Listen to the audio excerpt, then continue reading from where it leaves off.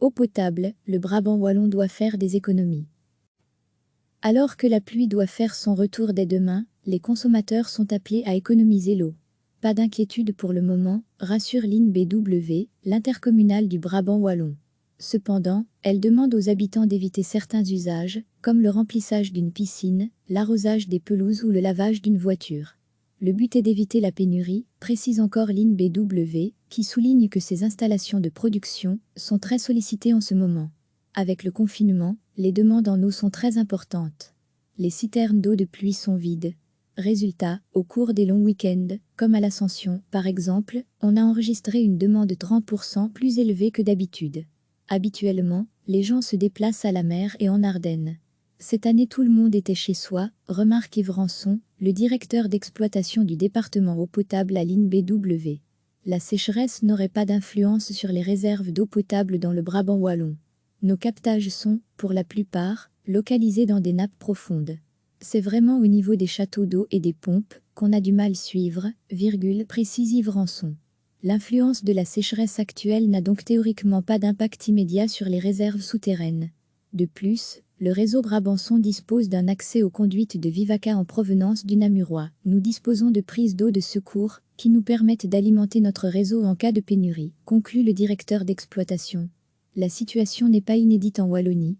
La semaine dernière, des problèmes d'alimentation similaires ont été observés dans la région de Hanu, en province de Liège. Le week-end dernier, les communes de Rochefort et Gouvy-Plus au sud ont aussi demandé à leur population d'éviter le gaspillage. Alors que la pluie doit faire son retour dès demain, les consommateurs sont appelés à économiser l'eau. Pas d'inquiétude pour le moment, rassure l'INBW, l'intercommunale du Brabant wallon.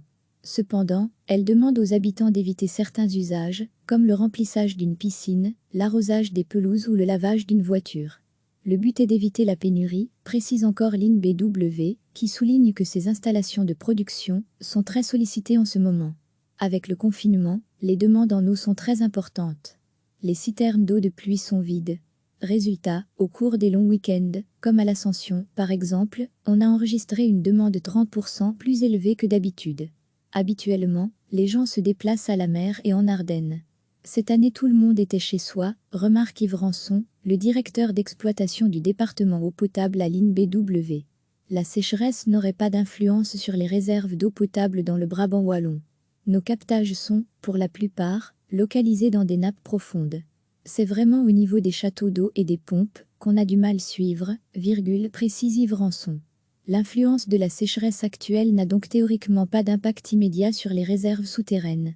De plus, le réseau Brabançon dispose d'un accès aux conduites de Vivaca en provenance du Namurois. Nous disposons de prises d'eau de secours qui nous permettent d'alimenter notre réseau en cas de pénurie, conclut le directeur d'exploitation. La situation n'est pas inédite en Wallonie. La semaine dernière, des problèmes d'alimentation similaires ont été observés dans la région de Hanu, en province de Liège. Le week-end dernier, les communes de Rochefort et Gouvy-Plus au sud ont aussi demandé à leur population d'éviter le gaspillage. Cliquez sur s'abonner pour recevoir les dernières nouvelles.